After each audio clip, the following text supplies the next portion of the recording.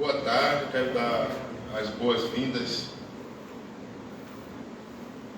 ao grupo que veio aqui assistir essa palestra e esse debate com o professor Sebastião, uma atividade do nosso grupo de pesquisa, o grupo gestor, e do programa de pós-graduação em educação da UFPE.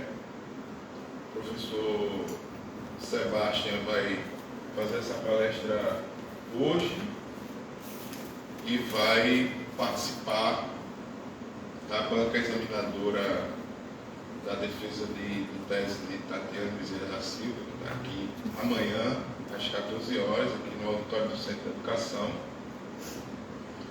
E eu quero, então, agradecer a presença de todos e de todas e fazer aqui uma breve apresentação da motivação dessa palestra, né? Porque um pouco historicizar aqui esse momento. Está sendo um procedimento adotado pelo programa de pós-graduação em que os membros examinadores externos às bancas de mestrado e de doutorado, além da sua participação da banca, nas bancas, possa também trazer uma contribuição e passar um tempo com uma configuração específica, diferente da banca, apresentando sua produção, fazendo esse intercâmbio, essa troca com a comunidade de pesquisadores do programa e dos interessados. E foi uma oportunidade muito interessante, porque o professor Sebastião, que é da Bélgica, ele depois vai nos ajudar a pronunciar, a instituição dele, e conheci o professor Sebastião no programa lá de serviço social. A gente dividiu inicialmente uma banca examinadora, também sobre ensino superior, banca de qualificação e depois uma banca examinadora, e eu fiquei sabendo que ele estava fazendo uma visita também, estava com o professor visitante lá no Centro Acadêmico do Agreste, o centro que eu faço parte, mas com algumas atividades também aqui no serviço social, com a professora Ângela Amaral e com a professora Juliana Peruso. Então, na oportunidade, a gente participou de uma banca sobre ensino superior e depois eu descobri que o pós-doutorado, aliás, a tese de doutorado de Sebastião é exatamente como está esse tema da palestra: Ideologia e Hegemonia nas Reformas do Ensino Superior em Bruxelas e São Paulo, contribuição à pesquisa sobre política educacional. Aliás, o tema do ensino médio sendo um dos temas que a gente vem privilegiando no estudo do grupo gestor, e eu fui olhar depois o resumo da tese dele e descobri a possibilidade de termos muitas afinidades no tipo de área. Primeiro pela abordagem que ele traz do ponto de vista teórico, epistemológico, a partir de duas categorias que são fundamentais nos estudos que a gente vem desenvolvendo do grupo gestor, que é a ideologia e a hegemonia, e depois o próprio objeto, sobre o ensino médio. Eu que tinha uma referência já dele discutindo ensino superior. E fui olhar os escritos e vi que a gente tem tem afinidades, e trocas. Almocei agora há pouco com ele, a gente pôde discutir um pouco mais sobre esses temas. Enfim, foi uma grande alegria ter encontrado alguém, um jovem doutor, né, com a experiência que ele já acumula na pesquisa, e vocês vão ver que, inclusive, a própria identidade do ponto de vista político, ideológico, né, e os entraves que a gente enfrenta para fazer esse debate que a gente está pretendendo, que a gente já vem fazendo há uns 20 anos. Né? Ele não aprendeu, eu não sei se ele já está iniciado em algum instrumento brasileiro, mas ele já foi no samba, ele já foi lá no samba, já. E, aliás, quando ele me respondeu o e-mail, ele fez menção, né? Já estou com saudade do samba também, que agora ele está no Rio Grande do Sul, né? na Federal do Rio Grande do Sul, tem samba lá também. Né? Então, primeiro desejar, então, mais uma vez, as boas-vindas a Sebastião, ele que já tem, tá alojado, Sebastião, está alojado em Olinda, já está totalmente brasileiro, pernambucano, né? Fala fluentemente e escreve fluentemente em português, o que dá a gente também a oportunidade de ter uma troca mais substantiva ainda do que já é em função da temática. Então eu vou passar a palavra para ele, vai fazer uma apresentação em torno de 1 hora, e depois a gente fica aqui mais ou menos 1h30 para estabelecer nosso debate com ele. Então, muito obrigado, Sebastião. E de público, quero inclusive me desculpar de todos os problemas que a gente teve para a tua vinda, mas estamos aqui e vamos para Bartigô agora, né? Então, muito obrigado por ter atendido aí o nosso chamado.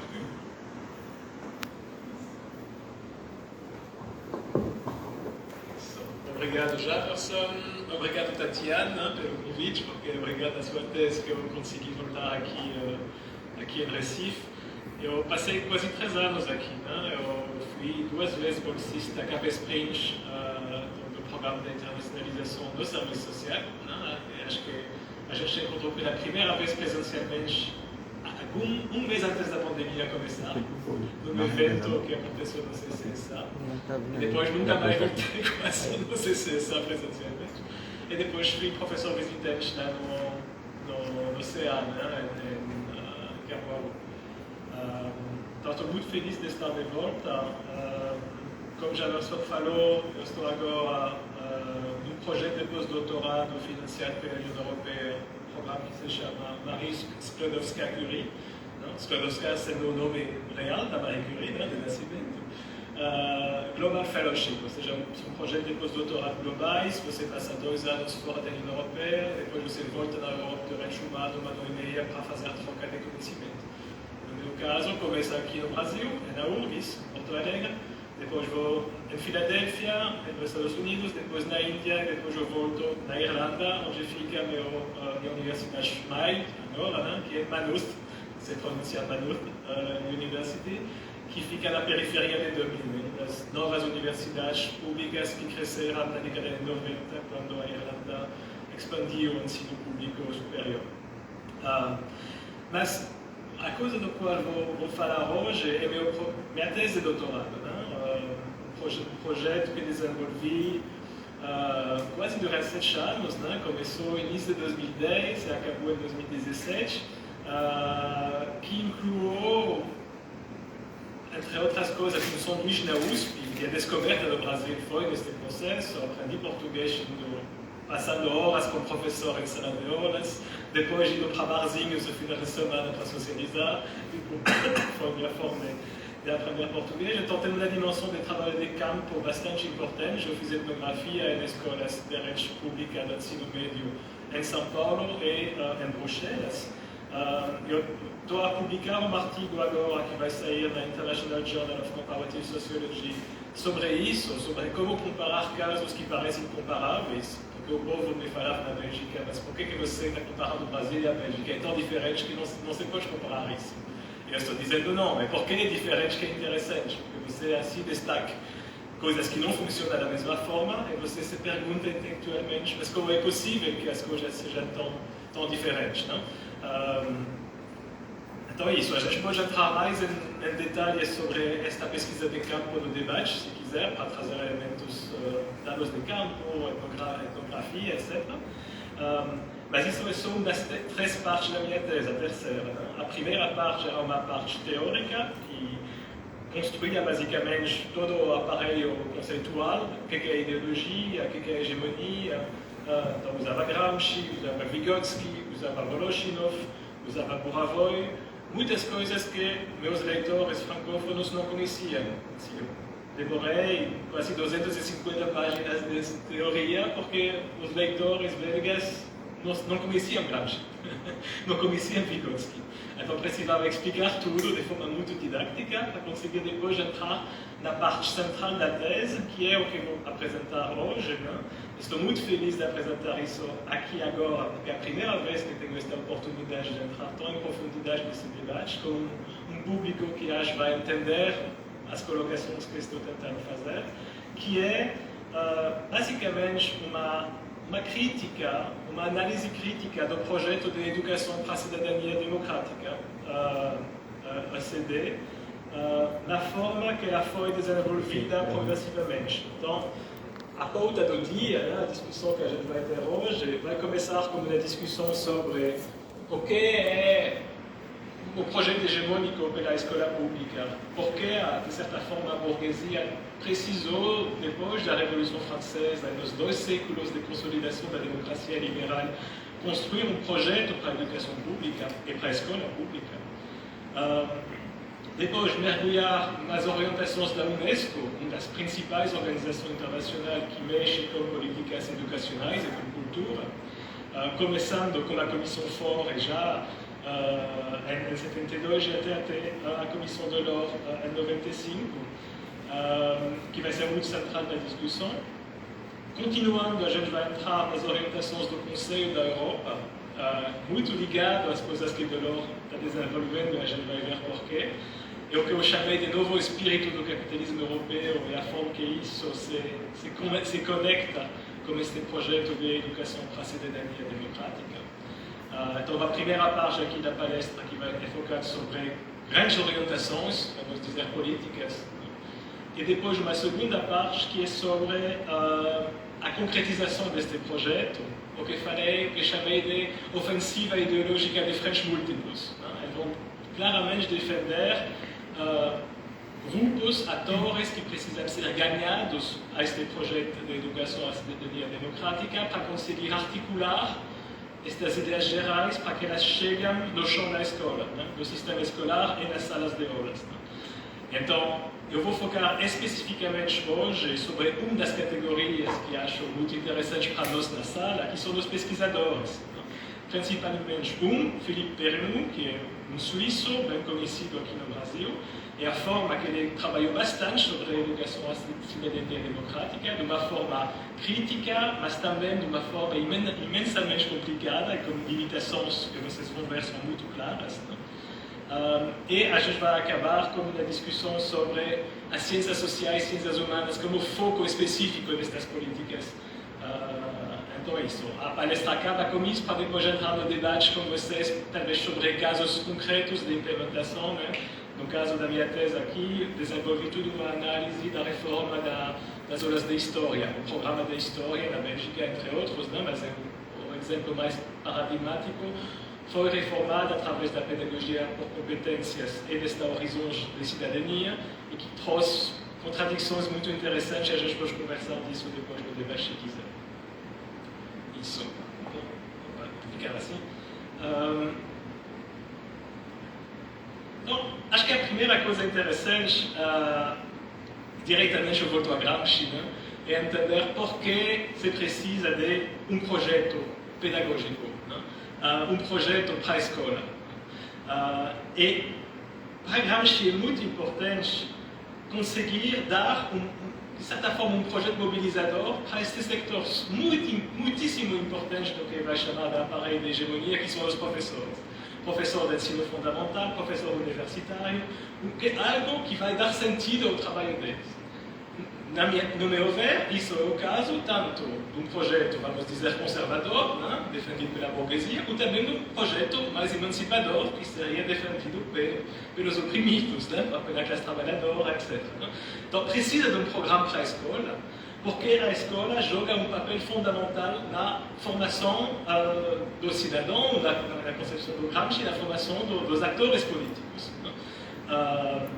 A gente vai ver isso um pouco depois. Então, começar com isso. Reconhecer a importância deste projeto pela educação pública, que é algo que começa já no momento da Revolução Francesa. Então, vocês talvez conhecem esta Constituição específica. Então, a Revolução Francesa é fantástica, porque em 10 anos eles têm 5, 6 constituições diferentes, seguindo o momento. A Constituição de 93 é a mais interessante, a Constituição que vai reconhecer o direito à insurreição, em caso de regime que não dá certo, que reconhece o direito à felicidade, por exemplo, e também reconhece a educação como necessidade de todos, né? Como direito que todos os cidadãos têm de ter acesso a isso. Então, temos uma definição imensamente progressista disso, é uma visão um momento onde a burguesia precisou ser revolucionária. Ela chegou num momento onde, de fato, indo contra os interesses do ancien regime, ela desenvolveu visões que podiam ser até emancipatórias. Claro, depois foi acabado, né? É a última vez que a gente teve uma expressão assim numa Constituição burguesa.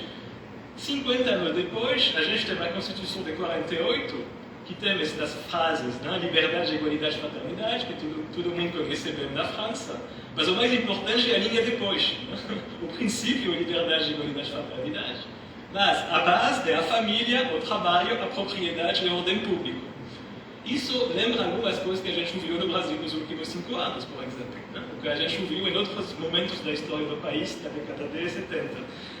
Então é interessante de ver como em 50 anos passamos de uma definição muito progressista por parte da Revolução Burguesa a basicamente uma orientação muito reacionária, que de certa forma continua presente hoje. Ninguém coloca em questão estes elementos, o trabalho, a propriedade, a ordem continua central. E isso, claro, vai acabar marcando a forma que o projeto pela educação pública vai se desenvolver. Eu falava que Gramsci era até mais preciso, né? Ele fala isso, da importância da intervenção do Estado de educar o educador. Né? Hoje, uma frase que vocês conhecem muito bem no gestor, mas é fundamental. Então, sempre tentar entender como este projeto pela educação, pela escola pública, que no marco da Revolução Francesa passou por construção de organizações educacionais, né? A Escola Normal Superior, por exemplo, fundada durante o final de 1790, depois que foi totalmente transformado por Napoleão, né? De forma muito conservadora, e continua assim. Então, entendendo as grandes orientações do tempo, a gente acaba entendendo também o tipo de projeto de escola, o tipo de projeto educacional que acaba sendo valorizado e defendido. E, assim, chegamos da Revolução Francesa e chegamos agora no fim da história. É uma coisa que a gente conversou bastante com o Jamerson no almoço, mas porque marcou nossas socializações. Minha socialização intelectual, adolescente foi na década de 90, universitária e acadêmica foi na década de 2000. Este fundo do ar do fim da história estava muito presente. E, na verdade, ele já está presente antes. Né? Aqui tem esta famosa citação do Winston Churchill, né? de 47, depois da guerra, onde ele fala, assim, esta famosa frase, a democracia é a pior forma de governo, com a exceção de todas as outras que a gente experimentou na história. É muito interessante isso, porque de certa forma, não é só que ele discute a democracia, mas que ele monoaccentua o significado do termo democracia. É uma coisa que eu tiro muito do Voloshinov, de marxismo e filosofia da linguagem, da luta pela definição dos conceitos. Os conceitos são polissêmicos, podem ser acentuados de forma muito diferente. A gente poderia dizer aqui, a gente faz uma Assembleia Geral e fazemos democracia. Mas isso não tem nada a ver com a democracia que Winston Churchill está falando aqui no texto. Você tem o mesmo termo, né, o mesmo mot, a palavra, mas a acentuação ideológica é totalmente diferente. O que é fantástico aqui é que, de certa forma, quando você veja esta citação, Winston Churchill fala a ele nem precisa dizer o que ele entende, porque ele está no marco da acentuação dominante, que vai apagar as outras possibilidades. A gente vai ver isso várias vezes no decorrer do texto. Então, é uma definição de 47, né? Churchill depois vai criar esta palavra a cortina de aço, é isso em português? Cortina de ferro? É isso? Bom, basicamente é o mesmo momento. Se a gente passa 50 anos quase de diferença, a gente chega no famoso artigo O Fim da História de Francis Fukuyama. Então, não sei se vocês já leram o artigo de Fukuyama, que assim, acabou revelando uma época. Né? Você fala de fim da história, você pensa diretamente caída do muro, década de 90, triunfo do liberalismo.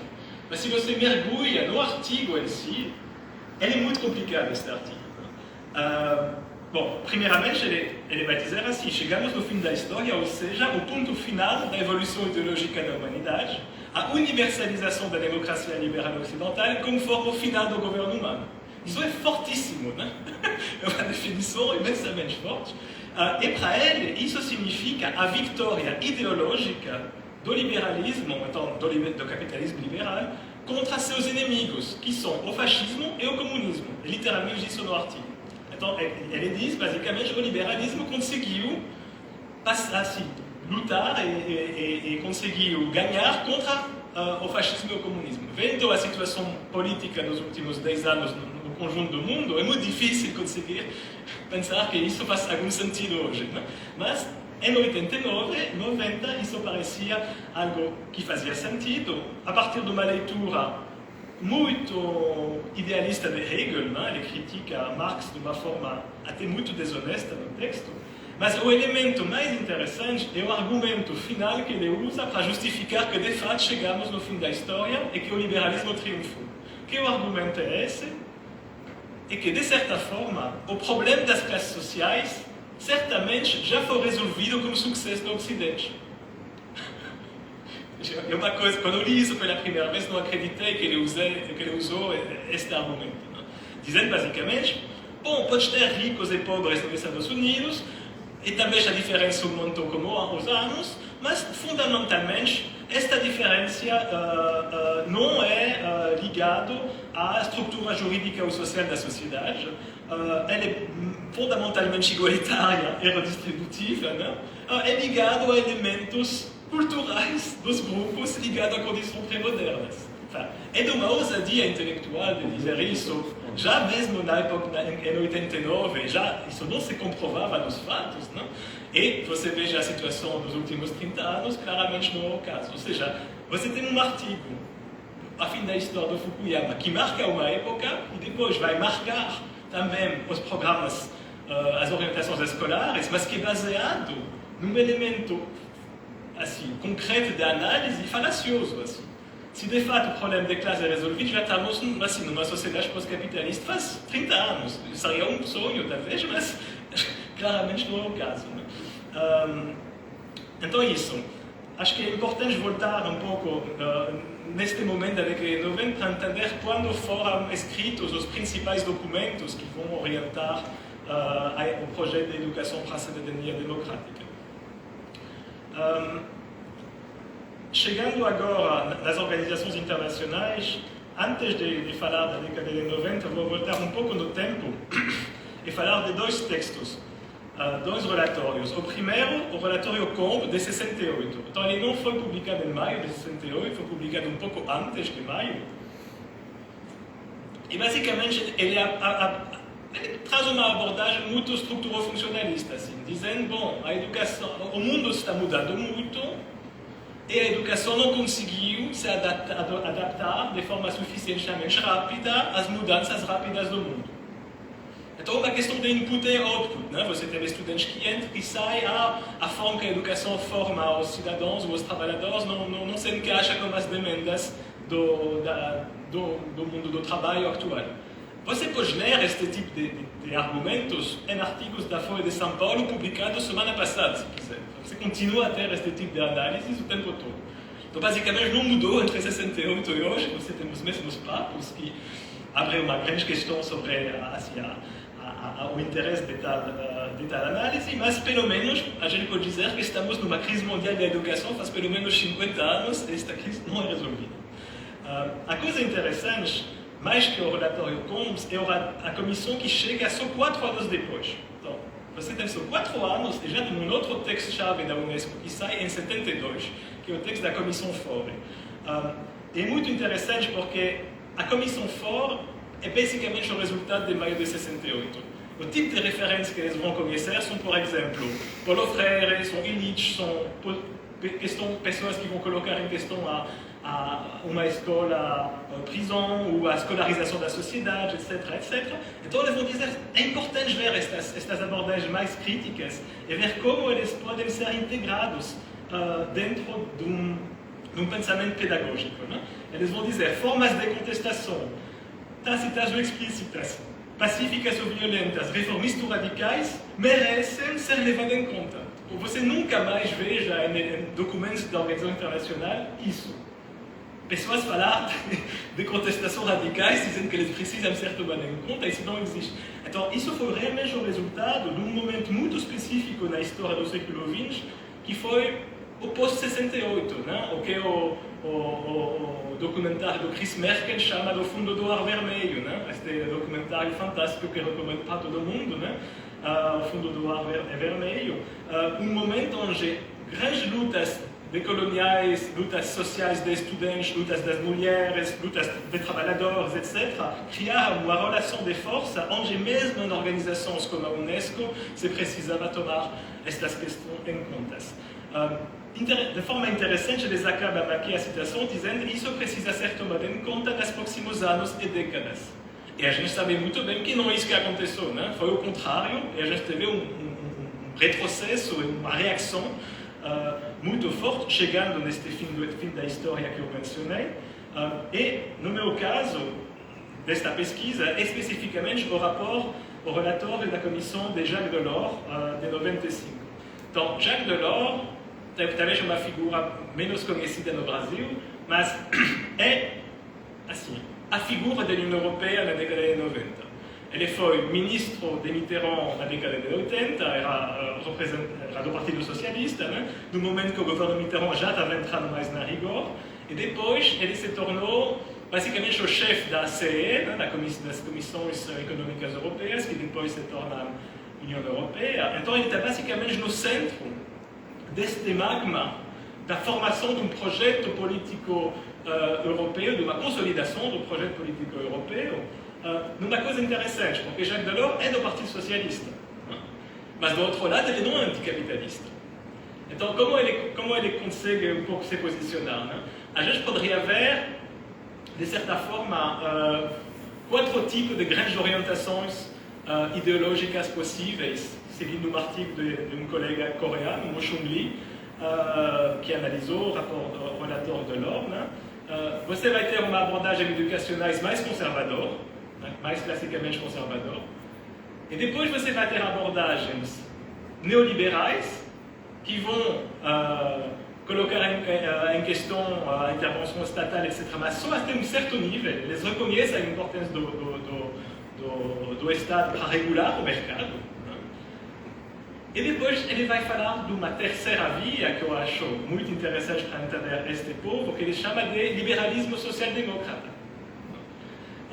Que aqui talvez vocês conhecem mais sobre o termo de liberalismo neodesenvolvimentista. Parece um pouco próximo da discussão que a gente teve com já no almoço. E, de certa forma, é interessante de ver isso. Você tem a União Europeia que propôs um projeto hegemônico, ou seja, um horizonte de sociedade, né? A definição da hegemonia de Gramsci é isso, um horizonte desejável, onde uma parte mais importante possível da sociedade olha, se dizendo, isso é a direção que a gente precisa seguir, um acordo que é o ativo, o passivo, se dizendo, bom, aqui podia ser melhor, mas tudo bem, vamos deixar as coisas como elas são. Então, a formação de um projeto hegemônico, de um horizonte de sociedade, que vai tomar em conta alguns elementos sociais, entre aspas, mas sem nunca deixar a mão da dinâmica do capitalismo e dos elementos fundamental do liberalismo. Então isso não é neoliberalismo e não é socialismo tampouco. Então uma coisa muito entre os dois, mas que claramente não coloca em questão a existência do capitalismo, que seria a quarta possibilidade, ou seja, lá uma abordagem marxista ou neomarxista da educação, que a gente conhece bem aqui no Brasil, mas que no resto do mundo às vezes tem mais dificuldade de existir. Ou seja, Delors, ele está totalmente obcecado no documento dele, a comissão, como uma questão, a coesão social. Para ele, a importância é a coesão social e conseguir fazer a educação desenvolver, estimular ou querer viver junto. Tudo isso no tipo de sociedade de classe que a gente conhece. Não? Então, a grande extensão do projeto é isso. Eles querem incentivar a coesão social e viver juntos numa sociedade que, de fato, não funciona assim. E isso atravessa todo o texto. Né? Eles vão reconhecer os grandes problemas de pobreza, os grandes problemas de competição, etc. Mas sem nunca evocar a fundo disso. Nunca se evoca, em uma palavra, nos 300 páginas do documento, o capitalismo, por exemplo. Isso não existe. Ele vai continuar dizendo, bom, o que é paradoxal é que o conceito de democracia, que eles gostam tanto, da forma que eles definem ele, né, é paradoxalmente colocado em questão. Né? Então, assim, temos uma expansão cada vez maior da democracia, entre aspas, que a gente vê na década de 90 na forma da restauração capitalista nos países do leste, na integração de todos os 10 países do leste europeu dentro da União Europeia nos anos seguintes. Às vezes também da imposição da democracia, entre aspas, através das armas americanas. Então, tem uma expansão da democracia liberal, mas do outro lado, um início de questionamento nos seus países de origem. Então, isso é interessante. Estamos em 95, ele já diz que o projeto democrático liberal está colocado em questão nos países do centro, assim, na Europa e nos Estados Unidos. Vendo a situação 20 anos depois, a gente está muito mais profundamente da crise, mas ele já destaca isso aqui. Então, o que é a resposta que Delors vai dar? Precisa reinventar o ideal democrático. Precisa reimaginar, deixar as coisas mais mágicas de novo, né? De forma reconhecendo, e isso é muito importante, porque você reconhece diretamente Churchill e o fim da história, reconhecer que não há outra maneira de organizar a política ou a sociedade civil que possa substituir a democracia e ainda nos permitir trabalhar justo pela liberdade, paz, pluralismo genuíno e justiça social. É imensamente violento como frase, porque a forma que ele define a democracia não sendo definido é a definição dominante, não? Ele diz não tem outro horizonte. A gente está forçado a pensar o mundo dentro das marcas da sociedade, do tipo de sociedade política e de sociedade de dinâmica social que a gente está vivendo agora. Né? E a educação tem um elemento, um papel fundamental neste trabalho de desenvolver este querer viver juntos, né, dentro do regime democrático liberal. Então ele vai continuar, né? O objetivo é que todo mundo possa se tornar realmente cidadão, unir as pessoas em relação a valores comuns que foram forjadas no passado, também conseguir explicar as finalidades deste viver juntos, etc. Então eles percebem uma crise muito grande que as populações, lá eles falavam dos países do norte, mas são cada vez menos desconfiantes em relação à concepção liberal do regime democrático e à dinâmica do capitalismo, e a resposta que ele dá é que precisa ser mais pedagógico. Precisa explicar melhor para as pessoas que, de fato, isso é o único horizonte que a gente tem. Não é nunca colocar em questão a dinâmica social. Ou se dizer que a educação poderia contribuir à transformação da sociedade. São coisas que eu tentei várias vezes explicar para meus colegas europeus e foi muito difícil. No final, eles ou me acham sectários ou não entendem o que quer dizer. Enquanto eu acho que, falando com vocês aqui, tenho a impressão que é muito visível que isso é uma concepção europeia da década de 90, que mesmo na época era em contradição com a própria dinâmica europeia, mas que hoje faz ainda menos sentido, mas continua, apesar de tudo, a ficar o grande horizonte de formação da cidadania democrática no mundo hoje. E isso me fez pensar muito forte a um texto, uma citação do Stuart Hall. Não sei se você já leu este artigo, né? Ele analisa o thatcherismo, o grande projeto do Stuart Hall na década de 80, analisar as raízes ideológicas do thatcherismo na Inglaterra. Ele diz isso: as ideias dirigentes podem dominar outras concepções do mundo social, estabelecendo limites do que parece racional, crível ou até mesmo do que pode ser dito ou pensado, dentro dos limites do vocabulário de ação emotivos disponíveis para nós. Então, isso é a ideologia dominante. Não? É tão forte que pode definir o que pode ser dito ou o que não pode ser dito. Ela vai definir o horizonte das coisas aceitáveis no debate público que não são aceitáveis no debate público. Vai definir as coisas que não precisam ser definidas, como foi o caso no texto do Delors. Então, quando você começa a... Isso são trabalhos da década de 80, né, de Stuart Hall. O texto de Delors tem 10 anos depois. É como se todo o trabalho da Cultural Studies, por exemplo, da escola marxista de análise, não existia. Uma pessoa como Delors pode continuar a falar as mesmas coisas, publicando um relatório que tem um impacto global muito considerável, sem mesmo 1% tomar em conta estas abordagens críticas que a Comissão Ford, em 72, precisou tomar em conta. Acho isso muito interessante para entender o momento de uma época, que acho que a gente não saiu muito disso. Eles continuam a tentar nos convencer que, de fato, o horizonte é esse, apesar das contradições que a gente enfrenta.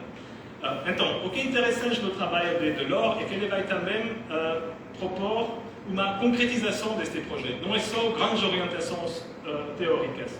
São também o que vão falar de 4 pilares da educação. Uma coisa que chegou aqui no Brasil nos documentos do PSDB na década de 90. Foi até citado diretamente nos documentos, um dos poucos países onde foi o caso.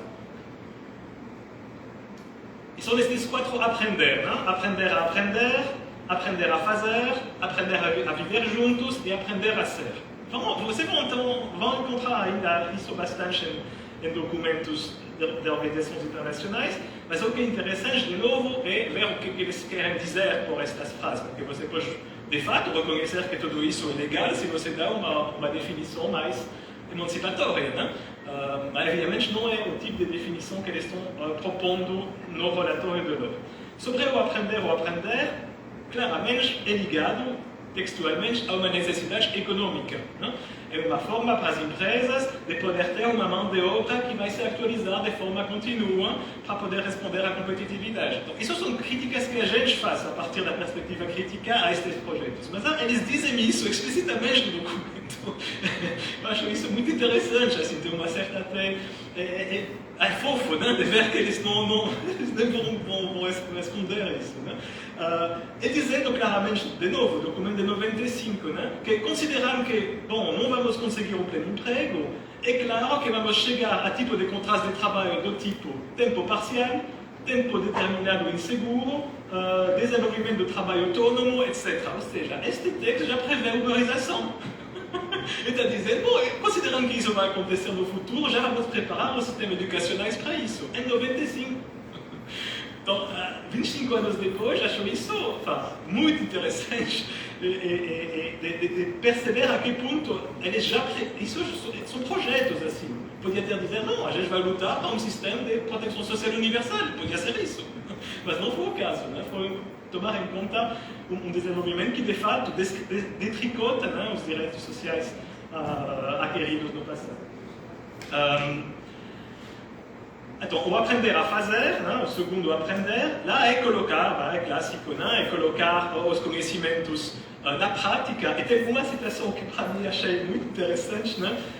O problema do desemprego dos graduados e da fuga dos cérebros, e, em particular, o grande perigo do apelo desproporcional das ciências sociais que levou a desequilíbrios nas categorias de graduados disponíveis no mercado de trabalho, causando desilusão entre os graduados e os entregadores. Então, somos responsáveis da crise do emprego, porque formamos estudantes de ciências sociais e de educação e não sei o quê, e por isso precisa já em 95 resolver essa grande contradição que é o apelo que as ciências sociais podem ter sobre gerações mais novas.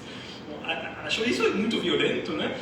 Mas ajuda a entender como já na época uma comissão que não era só de l'or, era mais de uma dezena de pessoas, todos ligados diretamente a seus governos recíprocos, já tinha uma clareza muito forte, né, de que tipo de educação valia ser apenas ser apoiada e financiada e que tipo devia ser desfinanciada.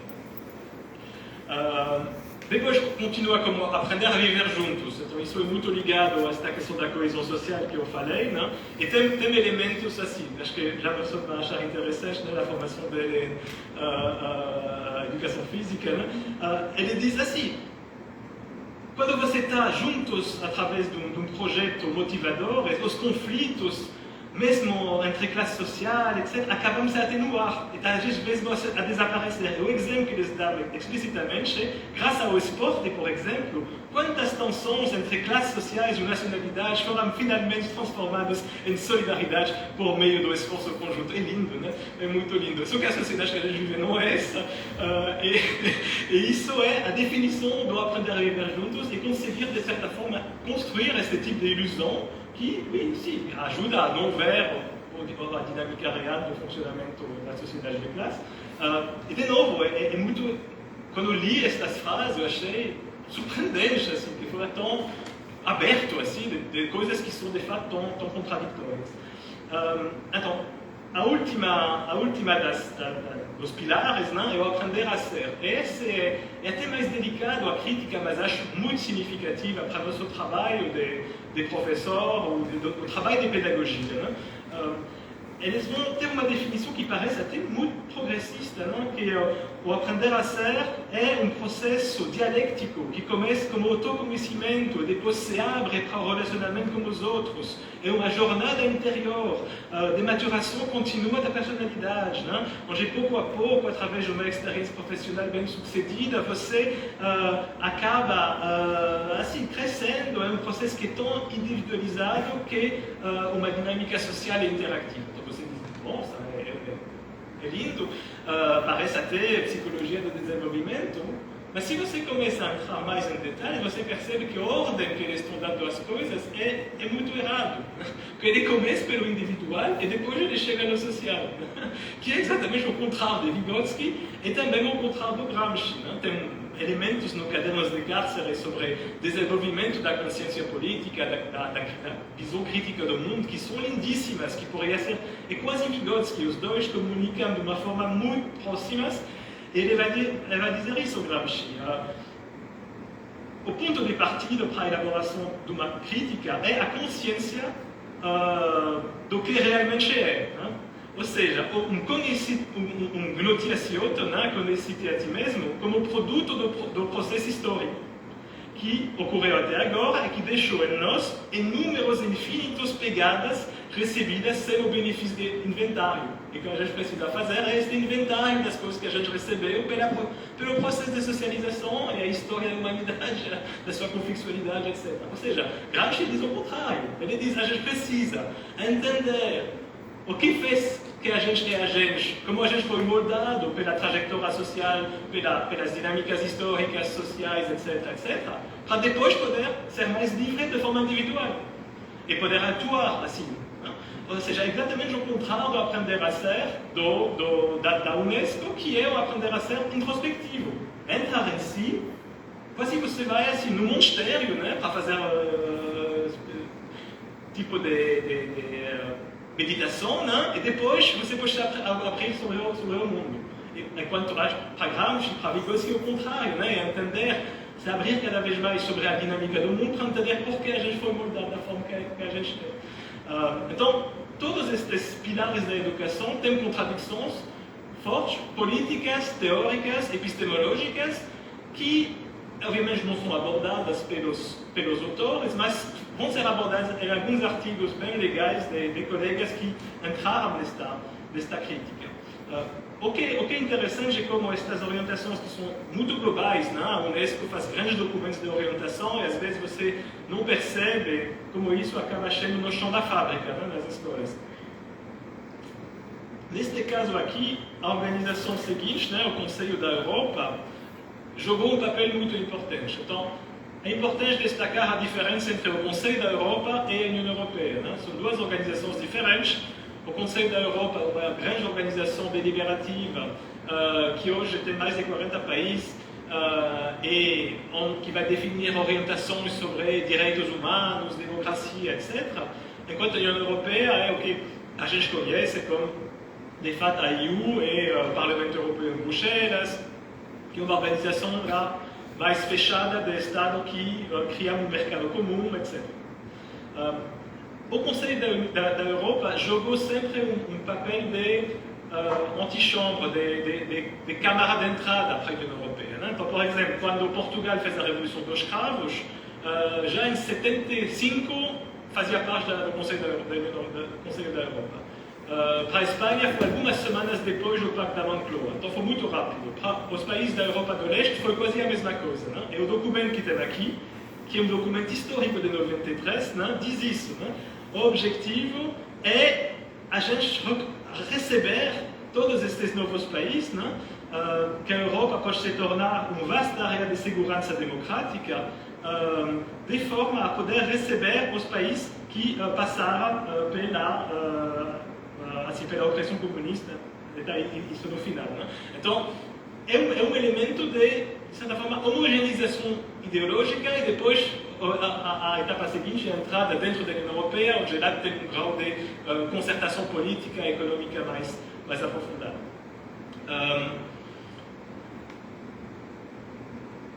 A partir deste trabalho, vai demorar mais tempo, né? Mas em 2010, o Conselho da Europa vai publicar finalmente sua carta sobre a educação para a cidadania democrática.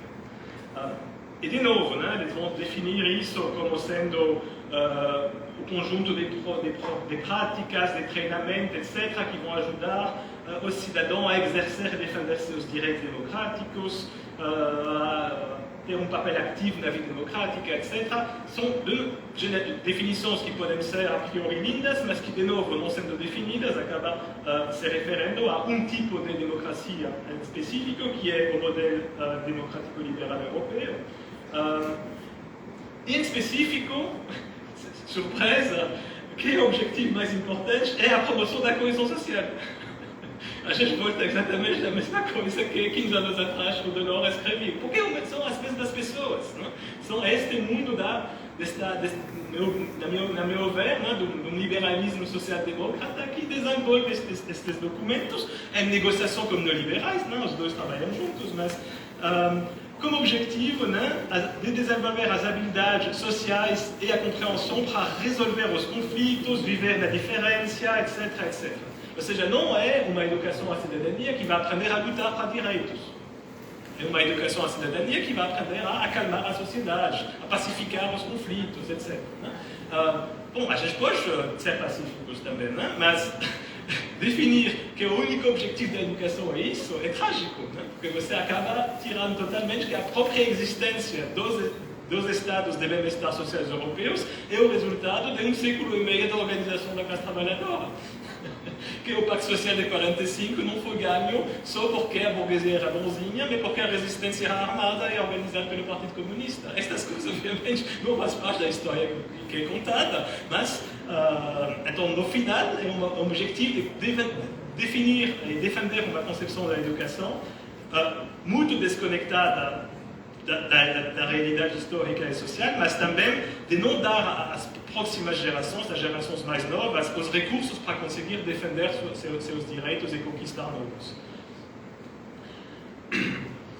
E, muito diretamente, eles vão dizer, bom, muito bem, todo mundo está de acordo que isso é o objetivo da educação, então agora a gente precisa cuidar da coisa que importa, que é integrar estas orientações nos programas de educação formal no nível pré-escolar, primário, secundário, na educação, no treinamento geral e vocacional. O que eles chamam de secundário seria equivalente a Fundamental 2 ensino médio, né? Na Europa entre 12 e 18 anos. Né? Então precisa achar formas de fazer entrar isso na cabeça das pessoas, ou seja, fazer entrar isso nas escolas. E isso é claramente explicado por eles. Então, na própria carta, né, eles dizem que para ser eficaz, a gente precisa mobilizar muita gente. Eles listam as pessoas que precisam ser conquistadas para este projeto. Né? aos formuladores de políticas, aos profissionais da educação, aos alunos, aos pais, às escolas, às autoridades educacionais, aos funcionários públicos, às organizações não governamentais, de jovens, à mídia, ao público, enfim, todo mundo precisa ser ganho este projeto de educação à cidadania democrática, né? E eles vão ter políticas para cada uma. Assim. Por exemplo, tem uma parte da tese que toca a política sobre ONGs, sobre organizações não governamentais, em específico a Oxfam, que teve um papel muito importante nisso, pelo menos na Bélgica. Né? Tem políticas claras, definidas por cada um desses atores. Mas tem um tipo de atores que eu acho interessante conversar com vocês hoje, que são os pesquisadores. E, de novo, é explicado, né? Os Estados-membros devem iniciar e incentivar a pesquisa sobre a educação para a cidadania democrática e a educação a direitos humanos, especialmente em currículos práticos e inovadores, métodos de ensino, etc. Ou seja, é interessante, não? Eles dizem, você precisa abrir linhas de pesquisas, abrir possibilidades de financiamento de pesquisa para pessoas que aceitam de trabalhar sobre isso. É uma forma direta de definir que vai ser o tipo de pesquisa que vai existir. Senão, se eles dizem, ok, tem grana pública para pesquisar isso, vai ter pessoas que vão tentar pegar esta grana para poder fazer pesquisa sobre isso. Né? As coisas não saem de lugar nenhum. As ideias sempre têm uma sorte de gatilho, de incentivo, e neste caso é muito claro. Uma pessoa que sobre quem vou conversar mais hoje é um pedagogo suíço que descobri durante minha tese em São Paulo que tinha um impacto muito grande no Brasil, uma pessoa chamada Philippe Pernoud. Eu não conhecia ele antes, sou sociólogo, então eu não lia muitas coisas de pedagogia antes, né? E descobri que ele publicava muitas coisas sobre educação à cidadania democrática e também que ele foi muito traduzido no Brasil. Então, é surpreendente, não? Ele tem quase tantas coisas publicadas em português que em francês. E quando eu visitei o Secretariado da Educação em São Paulo, eles me disseram, sim, a gente convidou ele aqui, era do PSDB na época ainda, não? Era o município Tucanistão-Paulistano. Ele ficou muito surpreso de saber que ele estava tão popular no Brasil. Ele não imaginava que tinha uma repercussão tão importante no Brasil. E Philippe Pernoud é uma figura interessante porque ele é muito ligado à pedagogia da competência, a gente vai ver isso depois, mas ele escreveu muito sobre a educação para a cidadania de uma forma que sempre vai reconhecer as contradições, mas sempre chegando num limite. Então, é muito frustrante ler o trabalho dele, porque ele vai falar claro, tem classes sociais, tem a sociedade não vai bem, etc. Mas a solução que ele oferece sempre chega àquela da solução que poderia realmente resolver o problema. Né? Então é isso, ele diz, ele estava até mesmo ambivalente, irritado pela questão da cidadania, porque ele diz, assim, não podemos só dizer para as pessoas sejam cidadãos, ou a ideia não é só fazer voltar a educação cívica. Ele tentou pensar um pouco isso de forma mais crítica. Quando você começa a entrar nos documentos deles, você começa a aparecer coisas curiosas, mas que ajudam a entender a perspectiva, o worldview, a visão do mundo que ele tem. Né? Ele vai nos dizer, é muito importante entender que a aumentação do voto de protesto ou a perda de confiança na classe política não ameaça a democracia. Então ele vai usar um exemplo, dizer, se um demagogo diz de um lado que ele vai reduzir os impostos e dobrar o número de policiais e fechar as fronteiras, a gente não precisa acreditar nisso. Ou se à esquerda alguém diz que ele vai tirar a riqueza dos ricos e nacionalizar a economia, dobrando o número de professores e pegá-lo menos, os eleitores deveriam cair na gargalhada. Mas eles não fazem isso e votam cada vez mais para estes demagogos. O exercício que ele está fazendo aqui, analítico, é terrível. Porque dizer, um cara que diz, vamos botar os estrangeiros fora, cortando os impostos, isso é a mesma coisa que pessoas que querem fazer pagar os ricos, botando mais impostos nas costas deles e nacionalizando a economia.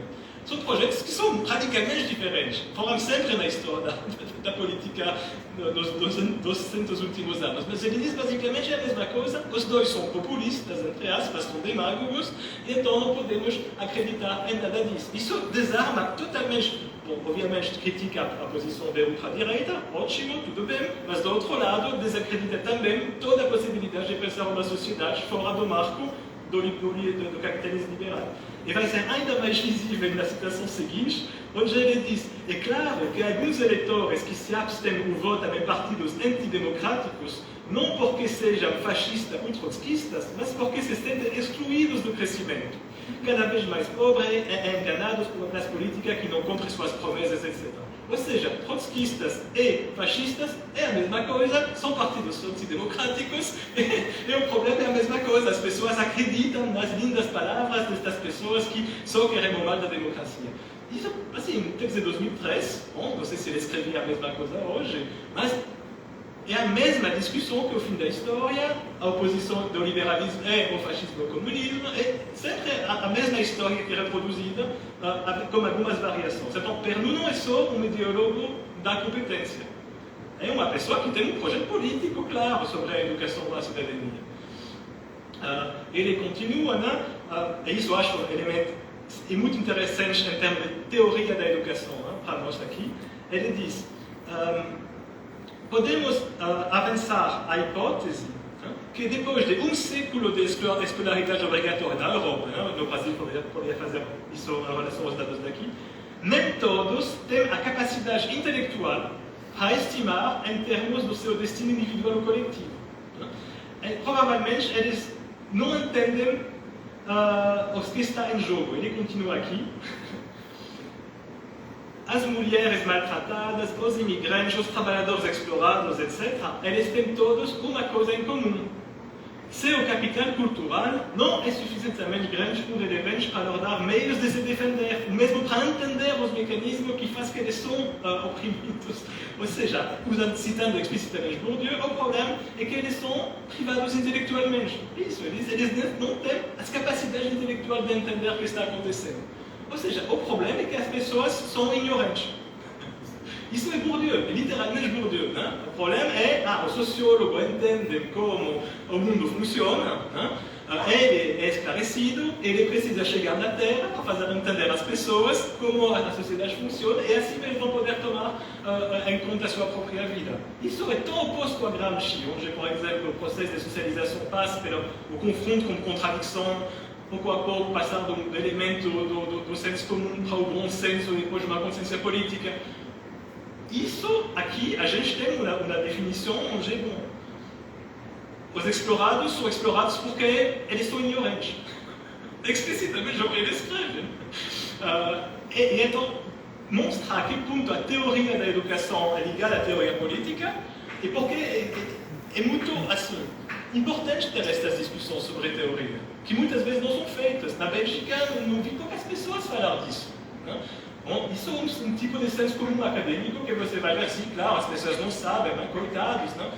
Sem entender, bom, não, os processos de socialização política passam pelas organizações de classe, passam pelos movimentos sociais, passam pela experiência do movimento estudantil. Não? Estas coisas não aparecem nos documentos de Pernu, e ao contrário, eu acho interessante de ver esta relação entre Bourdieu e a concepção da educação que ele tem, a forma que isso se opõe a Gramsci. E isso é uma grande crítica de um autor que vocês já me soube, pelo menos já me ouvi falar, Michael Burawoy, o cara que escreveu sobre o estudo de caso ampliado. Ele publicou um livro sobre criticar diálogos com Bourdieu, que foi traduzido em português, que está disponível no site dele. E ele faz esta crítica a Bourdieu explicitamente sobre isso, explicitamente esta crítica sobre a forma que se constrói a consciência política e sobre este mito da ignorância, onde a ciência chega por cima e vai resolver as coisas para as pessoas. Então é interessante de ver que política educacionais é ligada diretamente à teoria sociológica, de certa forma, a teoria sociológica e a teoria política. Ele continua depois falando do mito do pacto social. Então, ele vai reconhecer, ok, é um mito, mas a gente precisa do mito do contrato social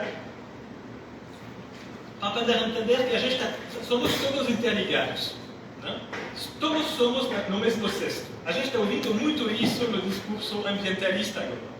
Uma versão do discurso ambientalista, o menos crítico e o mais ligado aos interesses dominantes, que dizem, não, mas somos todos na mesma terra, então temos todos interesses em comum, então precisamos nos juntar para poder defender nossa sobrevivência.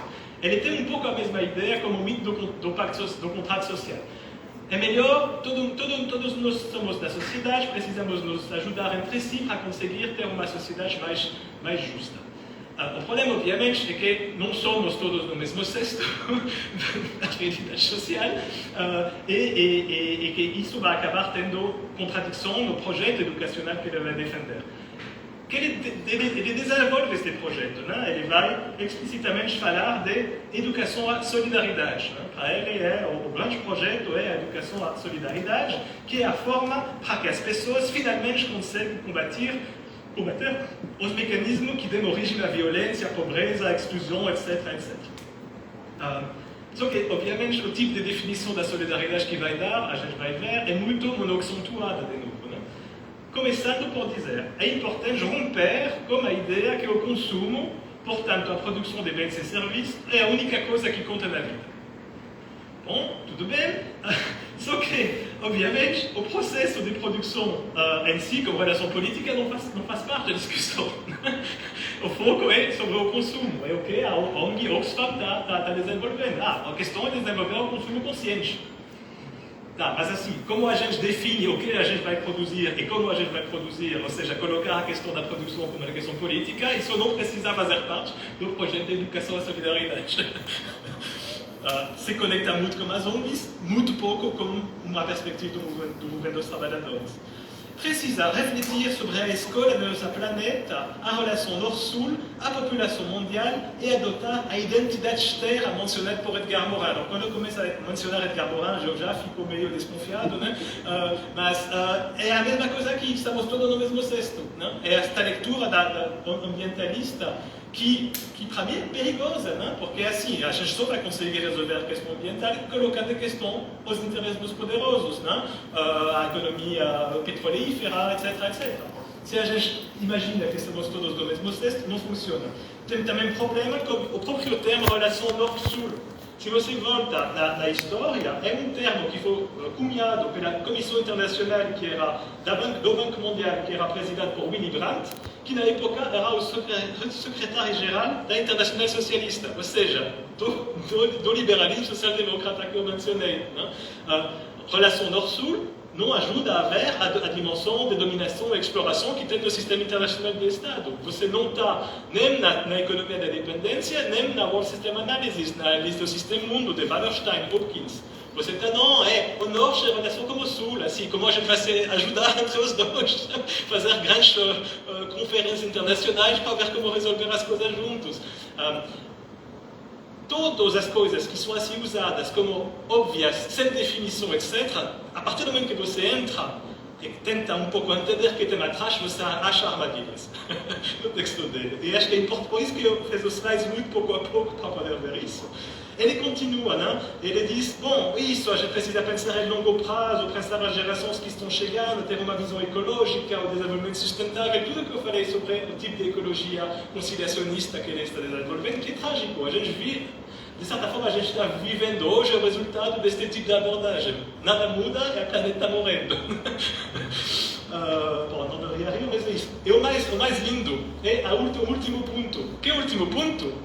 Admitir, nas palavras de Churchill, que a democracia é a pior solução como a exceção de todas as outras. Ou seja, a gente volta diretamente, nem no mito do fim da história, mas na democracia liberal como valor universal. Explicitamente no documento do Pernu. E nem sei como ele não teve vergonha de citar Churchill, que é uma figura assim, dificilíssima, né? Ele reprimiu o movimento operário na Inglaterra antes de ser da posição de primeiro-ministro, enfim. Mas não tem nenhum problema, ele avança isso. Para acabar a discussão de hoje, já que fica 10 minutos, a gente viu um pouco assim, o horizonte político do Philippe Pernu. no seu projeto de educação à solidariedade. Agora a gente vai conectar isso como o projeto de pedagogia por competência, que ele é muito conhecido por isso, e no Brasil se fala muito disso, né? Segundo que a gente conversou como já mencionou no almoço. E assim, o Perdue, ele é fino, assim, ele é delicado. Ele vai dizer, bom, tudo bem, currículo baseado em competência, abordagem baseada em competência, etc. Tudo isso é confuso. Mas, apesar disso, aparecem textos oficiais, etc, etc, etc. E objetivos de educação escolar básica. Então, eu reconheço, é confuso, tudo bem, eu reconheço a limite disso. O que é interessante é que você entra mais, discussão que provavelmente vocês já fazem aqui na UFP, no gestor também, mas na origem desta palavra competência. Né? A noção de competência, ela não vem de uma tradição psicológica ou da pedagogia. Não é uma coisa que foi, não é Vygotsky, não é elementos da tradição do campo da pedagogia. Ele vem do mundo profissional. Né? No mundo francófono, especificamente de um cara chamado Le Boterf, que tem um escritório de engenharia em recursos humanos, formação e management. Os textos iniciais falando competência em francês sobre um cara que é basicamente um consultante, assim, fazendo consultoria para empresas. Né? Aqui este artigo, esta citação é de colegas da Universidade de Liège, né? Na Bélgica, e que diz assim, a noção de competência, como definida hoje, tem sua origem no mundo do trabalho e dos negócios. É um conceito particularmente atraente para o mundo do trabalho e para os mercados, que são ansiosos de ter trabalhadores de alto desempenho, etc. Né? Então, por isso, ele entra muito rapidamente na educação vocacional. E ele se encaixa perfeitamente na preocupação com a atualização contínua do trabalhador, que é a base da recuperação liberal da aprendizagem ao longo da vida pela União Europeia. O que a gente viu no início, aprender a aprender, no documento da Comissão de L'Ordre. Tudo se conecta, assim, nada está chegando de tinear, como dizem em inglês, assim, não chega só do ar. Assim. E tem um artigo de um colega que eu gosto muito, François Tilmont é um colega belga bem enraizado na prática do ensino, e ele diz, o problema é que o conhecimento não é a serviço das competências, mas ao contrário, são as competências, ou seja, o uso e a manipulação do conhecimento, que são ao serviço de sua apropriação. É isso que ele coloca em questão. Ele diz, não é você vai usar competências e assim você vai conseguir aprender novas coisas sobre como o mundo funciona. Não, você vai usar um elemento, por exemplo, um documento histórico, né? Mas o objetivo não vai ser você aprender ou entender melhor aquele momento histórico, vai ser você conseguir fazer a crítica do documento, ou ler bem o documento. Né? Então, o elemento do fundo, o conteúdo, fica secundarizado. O foco do professor fica sobre a aprendizagem da competência, e não sobre o elemento, por exemplo, a teoria da história, etc., que está passando pelo exercício de competência. E o próprio Pernoud reconhece isso. Né? Ele diz, vamos reconhecer uma concepção errônea, né? Que é dizer que desenvolver competência significa abrir mão de conhecimento. O conhecimento, no sentido clássico do termo, é uma representação organizada, blá, blá, blá. Como tal, são recursos cognitivos que geralmente são essenciais para o desenvolvimento de uma competência. Ou seja, ele diz, não é que não tem mais conhecimento. A gente precisa do conhecimento para poder experimentar a competência. Então, o foco é a competência. A única obsessão é a competência. Mas então, que tipo de conteúdo você acaba usando? Se você não está prestando atenção a isso, pode ser qualquer conteúdo passado. Né? E talvez qualquer conteúdo que, na verdade, é compatível com o projeto de educação à cidadania democrática ou o projeto de educação à solidariedade que ele defendiu. É isso que é interessante. Não só faz passar de forma muito subreptícia assim, um conteúdo ideológico, colocando como obsessão do professor a forma pedagógica da competência. A crítica do programa escolar de história que eu mencionei, a gente pode conversar depois, é mesmo isso, é focado sobre isso, como isso acabou sendo constituído na Bélgica pouco a pouco. Então, para fechar hoje, porque eu mencionei as ciências humanas e sociais, né? Bem, de novo, porque nossos amigos do Conselho da Europa falam disso explicitamente. Né? eles dizem que o objetivo é implementar a educação à cidadania democrática no treinamento de todos os novos professores nas escolas secundárias e a melhor é fazer isso em disciplinas especializadas, especialmente no meio das ciências sociais, etc. E temos lá, eles continuam, né? O melhor é usar as disciplinas de história, de ciências sociais, de ciência política, de geografia, é o lugar onde você vai poder desenvolver este projeto de forma mais clara. Tudo isso é claramente definido nos artigos, né? E talvez mesmo na educação religiosa, etc. E para acabar, eu chego num outro autor, François Odigier, que é um colega do Pernu, é um amigo, um colega do Philippe Pernu, que de forma interessante escreveu um relatório para a Comissão de l'Or já em 95. Sobre a forma que a história, a geografia e a educação cívica podem ajudar a transmitir valores. Não? E ele não é bobo, né? Ele diz, oui, claramente, os fundamentos destas disciplinas são fundamentalmente cívicos. Ele vai usar o termo cívicos aqui.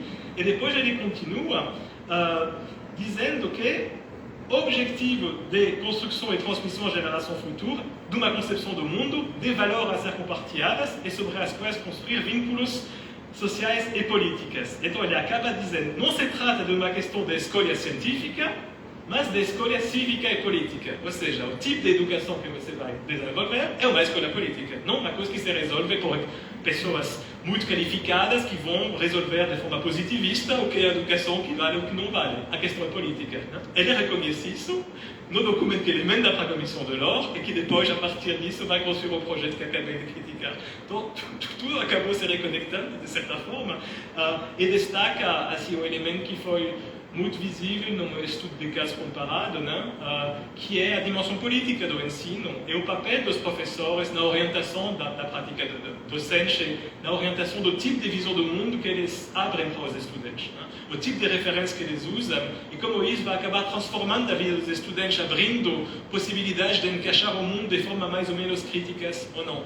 De certa forma, as contradições do projeto que estava aqui demonstra que a burguesia liberal tem uma visão muito clara da importância política da educação, tem um projeto muito bem desenvolvido, com muitos atores muito bem financiados para poder desenvolver esse projeto, e então assim, minha posição no final da pesquisa é que a gente precisa também de um projeto alternativo que pode mobilizar, como Gramsci falou no início, mobilizar, dar dignidade a profissionais da educação para desenvolver um outro tipo de visão do mundo, um novo tipo de futuro, então um novo tipo de hegemonia. Isso. Muito obrigado, estou muito animado a começar o debate com vocês.